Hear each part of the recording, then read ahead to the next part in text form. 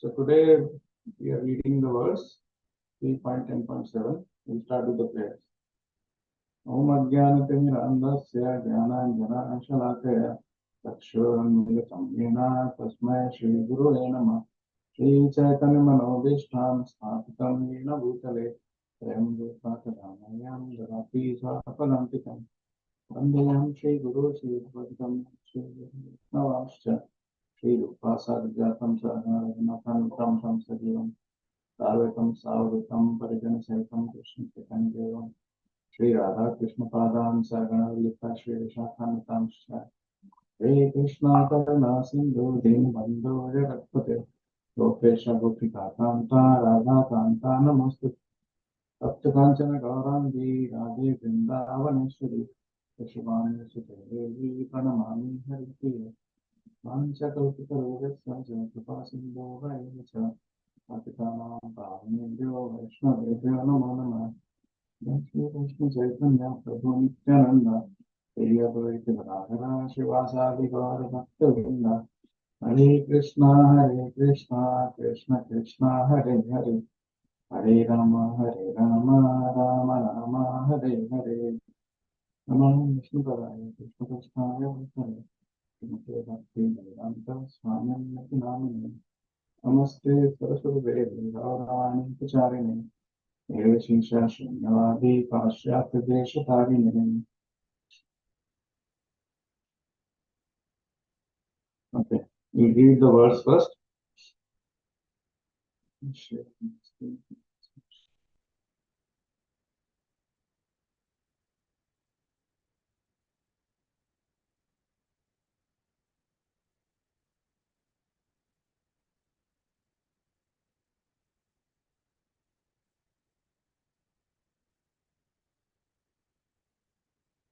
Okay, this is verse 3.10.7.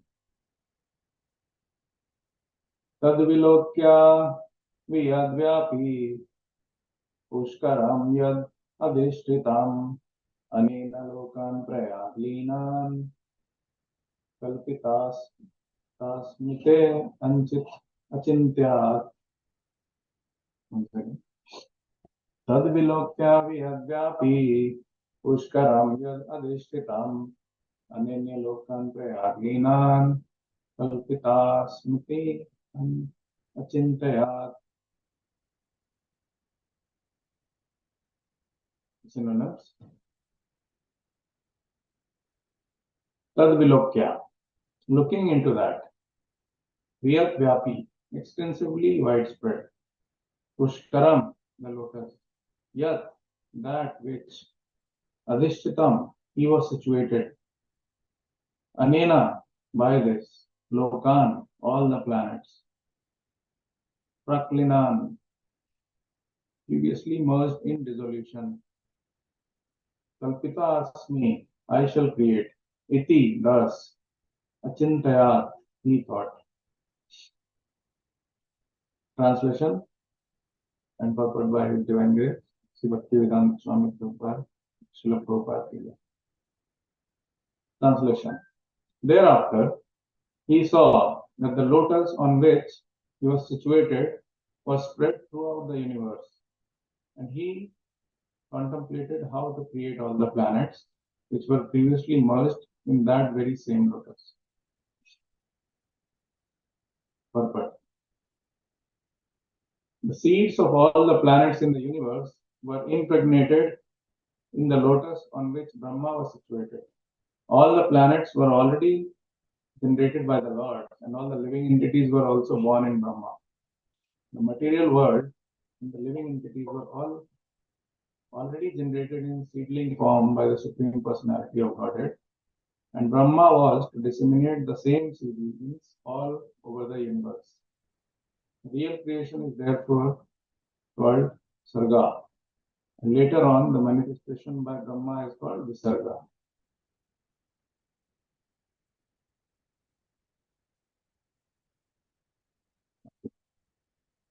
So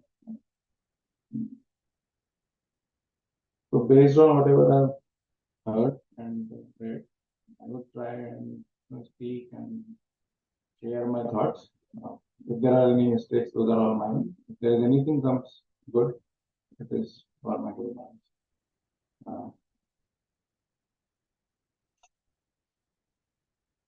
So we'll start with this verse. Now, we have been reading this particular chapter, how the universe, how the different parts of the universe they got created, and step by step, the explanation is being given here.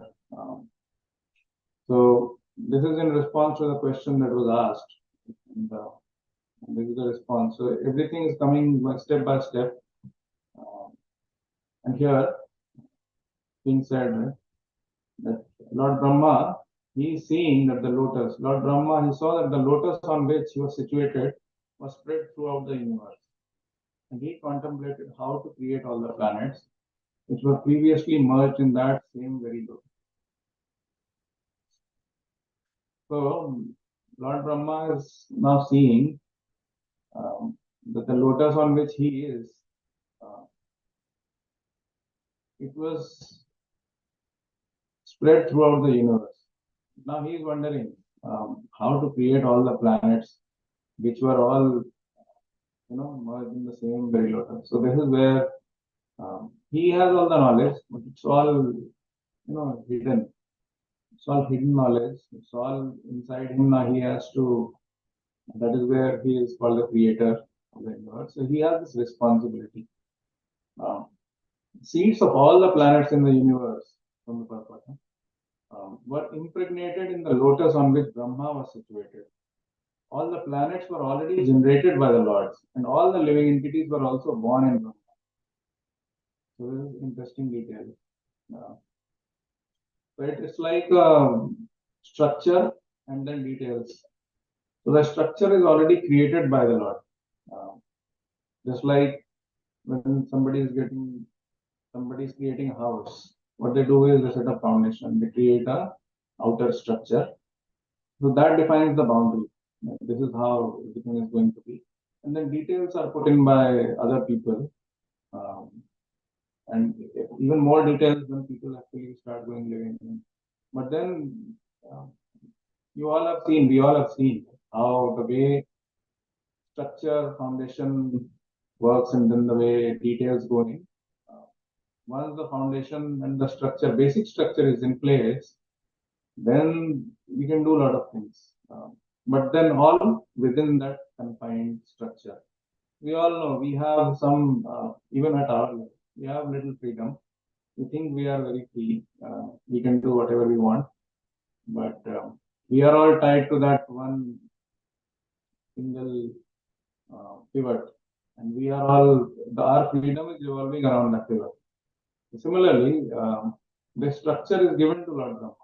So this is how the universe is going to be, all the planets, everything, all the creators, living entities, not creators, living entities, they are all already within Brahma. And all the planets are already generated. The universe structure is already there. So now he is thinking, he's observing, all those things are there. Now I have to put all those details. And then he is wondering how to get all those details. We all know he did, when he woke up, he heard the word tapa. So he started doing tapa in 100 celestial years. This 100 years of Lord Brahma. That is how much tapa he did. So he had all the knowledge because the Lord gave him all the knowledge. Now he has this responsibility of distributing all these living entities who are within Brahma. So when we say Parampita, Brahma is our, in our creation also, he is called as a creator. So it's because everything is in him, and then he is putting things in their place at the right understanding that he got from the Lord. According to that, he is putting things at different places, and so that is what he is going to do. He has all the knowledge, all kind of living entities who will go where.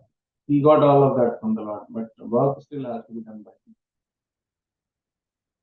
So I was reading And okay, let's talk about this also, Sarga and Visarga. So the real creation is therefore called Sarga, and later on manifestation by Brahma is called Visarga. So like we were talking right now, so Sarga is that basic structure um, which is necessary, without which um, Visarga cannot happen. Visarga is the details in that structure or foundation. So like a house, uh, define the boundaries and then you create the foundation and then you put the pillars and all the sides, boundaries and everything, right? So that is your equivalent of Sarga. So you define the boundaries. This is how it's going to be. This is where things can be. And then there's freedom. Then you can define which rooms can go where, what kind of wall, which color, tiles, and all those details. So that is in this context, that is Visarga. So what Lord Brahma did was Visarga, and what uh, Krishna does is Sarga. So that is how this this work happens that Lord Brahma does. And then again, more details will come in future verses and purports. So one question might come that why do we have to know all this? Right? I think we keep discussing the same thing again and again. Why do we have to know all this? Somebody says, Krishna is Bhavagrahi, so he understands. If you are feeling, if you understand him, um, as in, if your intentions are pure, then you can understand him. You can do devotional service. So why do we have to know all this? So in a couple of lectures that I was listening around it, so one point which came was the Prabhupada also says, given in Bhagavad Gita as well, that understanding of how this creation got created by the Lord, how His creation works, all that is very important. Because that is, unless we have that understanding, that devotional service, it takes, it does not happen. Understanding the Lord, the way, it also gives us that, it gives us that perspective that here is our Lord who has done all these things. It gives that greatness, that feeling of, understanding that we are so insignificant and that everything belongs to the Lord. And He is the one who created everything. That is why all this understanding is important.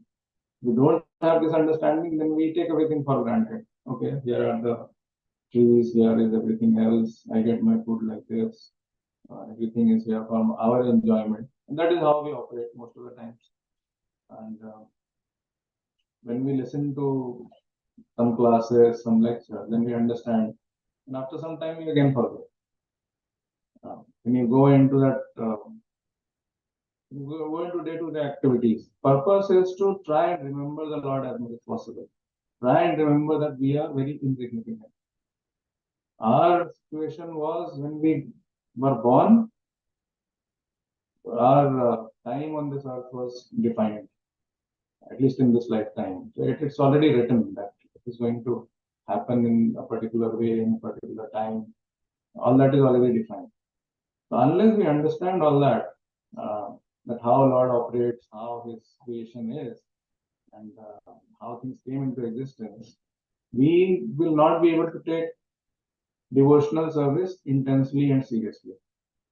And if we don't take it seriously, then like Punarati Janma, Punarati Marana, we'll keep doing all this cycle of birth and death, lifetime after lifetime, because we never understand. It's not something new which is coming here. I mean, we keep hearing about it, all the lectures, all the classes. I attend Shamsundar Prabhu's Japa program. They are also almost on a every day, on a daily basis. He emphasizes the significance of uh, remembering the Lord. Chanting is also a part of the program. The better you chant, the more focused you chant, uh, That is how we remember the Lord. And he also says at the same time, we keep wasting time thinking that we are here forever, but then we never know when the time comes.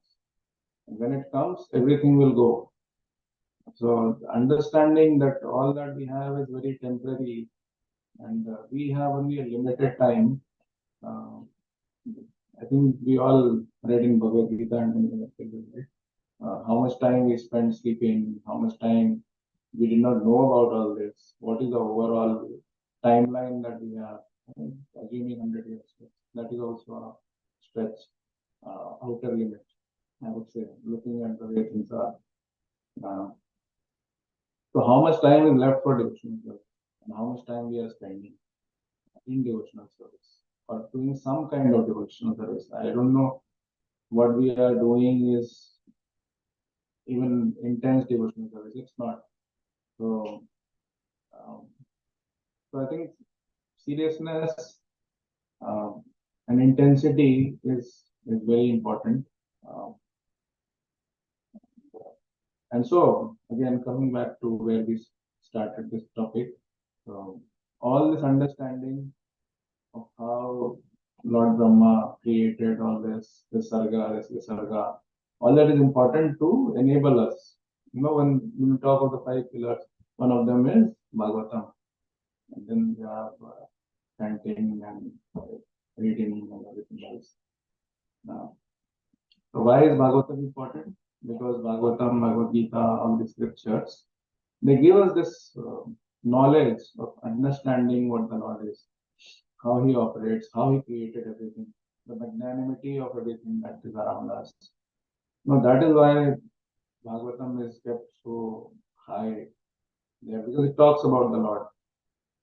And these details that we are reading here in these Bhagavatam classes are present here. That is why it's very important for all of us to try and understand all this.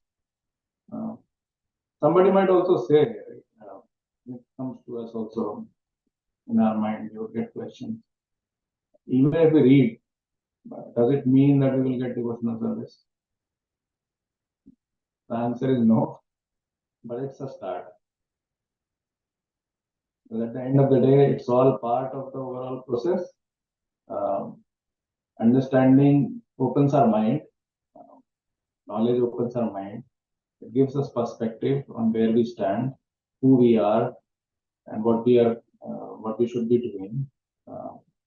But then that understanding can get fixed, and we would be fixed in that understanding, and we can try and go towards devotional service once we have that understanding. But then that is also effort. So we read, let's say we read Bhagavatam, so we read Bhagavatam end to end, we read Bhagavad Gita, Bhakti Shastri, Bhakti Vaibhav, everything done. So are we fully into devotional service? Some might be, some may not be.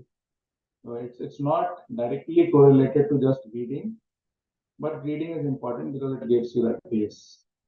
It gives that understanding. Without that understanding, it's very tough. Somebody might also say that there are people, even in our Shastras, scriptures, there are examples of people who are not even literate. They could not read anything. How did they get devotional service? So the answer is, yeah, there are people who are who got all this devotional service. It was primarily because of their past life, past karmas, and because they had done that effort. So that is why they started from there. You all know, right? We all know. Devotional service never goes to zero. It starts from where we left in the past life. So that is why you see around us, there are people who are there are people who are very ignorant, and then there are people who are more advanced. It's all coming from the previous life, the way people have worked towards it, towards devotional service, their past karma. So it is not very easy. Karma cycle is very difficult and very complex to understand. and there could be classes in classes to understand the Kutam Bijam and all that concept behind the karma. But again, the point is there are people who are not literate, but they still get into devotional service because of their mercy of the Lord, because of the past life efforts that they did, and of course, the mercy of the Lord and the spiritual masters. But then there are people like us who have some part of it, who may not have, and we are fortunate because we get the opportunity to, we are fortunate that we are able to read and write, and we are able to read Bhagavatam. And we are even more fortunate because we are able to read it in association of devotees, listening to their thoughts when they synthesize all this knowledge, when they go and listen to some lectures, they read some places, and then they come and they present all of this in this forum, or forums like these, where understanding from everyone comes in. So I would say we should be very thankful to the Lord. We are so fortunate that we are in this kind of situation where we are able to read, write, hear Bhagavatam and other things, and we should utilize it to understand all these things better, to be able to move forward in our devotional service. We can keep speaking, but looking at the time, it's 7:53. If people or if devotees have any other thoughts, right, you can probably share. Otherwise, we would close the class around 8 o'clock. This is what I really bit I understood.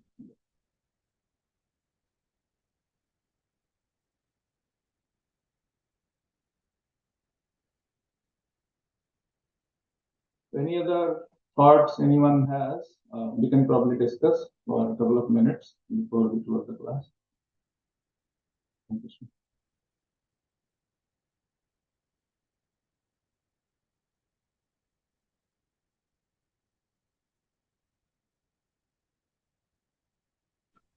Hare Krishna, Prabhu, please accept my humble obeisances. All glories to Guru Maharaj, Srila Prabhupada. I joined late, like it was 7:40, but I wish to hear the entire thing over again. It was so nice. Thank you for, being so down to earth devotional practice. You were stressing on it, Thank you very much. Hare Krishna. Hare Krishna, Mother. And whatever I spoke, it was all, some part of it was what I had heard earlier, some I heard a couple of lectures. But it's nothing new. All of you already know.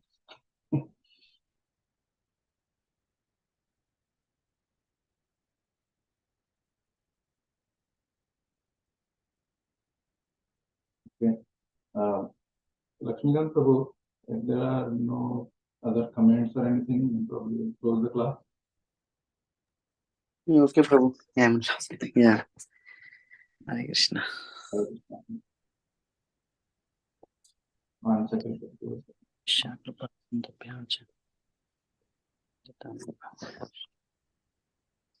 Prabhupada.